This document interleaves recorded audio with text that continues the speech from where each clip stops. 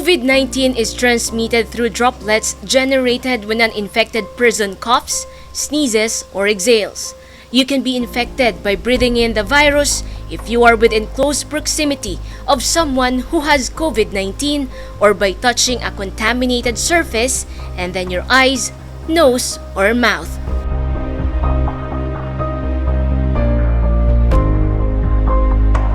COVID-19 became a major threat to public health and a huge hindrance to human activity.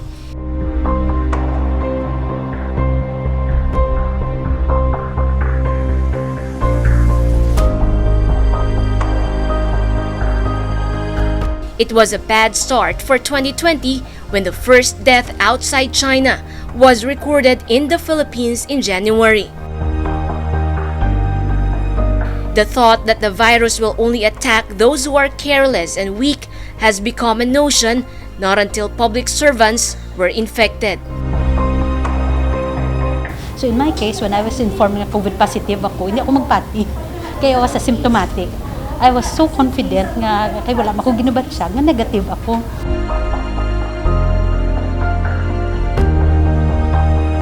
Personally, syempre garasya may mo ha.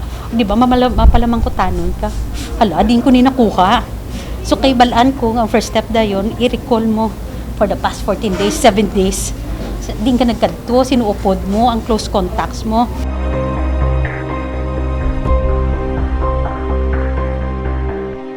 So pagkaaga, nag-meeting pa kami ni Mayor online. Tapos pagkahapon, siling ko ready na ko.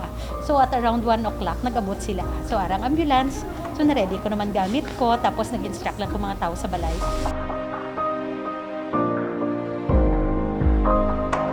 So you know, I knew that I'm going to spend 14 days. Diba? Nothing more, nothing less. So siling ko, I want to stay in a place na komportable ako. Dala na niya bakasyon because I haven't had a decent vacation for the past 10 years. So still, wala mo kung minabatsyag lawas. No? Padayon na sa pag-ubra. It's just like any other nga, day sa kabuhi ko. But then again, mas may oras ako nga, mas magtulog.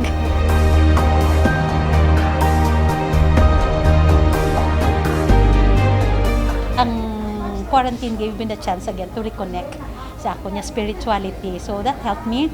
Tapos, I was so surprised.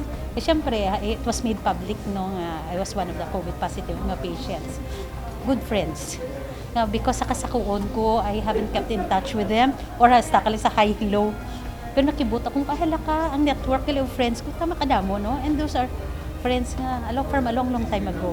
Well, I realized I was so busy taking care of others, I forgot to take care of myself. So, siling ko, mas slow down, gid ako. Kisa I always take for granted ang mga pagkaon, kisa gadali lang ko. I may wake up late, kisa tapos gadlagan ako na ma-attend meetings, sunod mga meetings, hindi na ako na magkaon. Kasi siling ko, ang mga medicines ko, hindi ko na matip. Siyempre, di ba? Different thing man ang makita mo sa statistics na may mga COVID positive, and it's a different thing kung positive is somebody close sa imo. That's why ang mga winibi, mga pakaisa ko nag-worry sa mga tiya ko. Siling ko, kaya. I was so confident, di ba? Symptomatic, kuya mo. Pero dito ko kita nga kaya it's not everyday may kapamilya sila nga nag-positive. So sila ang most affected. Siyempre, ang trabaho, siyempre mabilin, but I was confident na yan. Kaya padlagan sa mga colleagues ko. This is such a strong testimony, being selfless despite the adversities brought by COVID-19.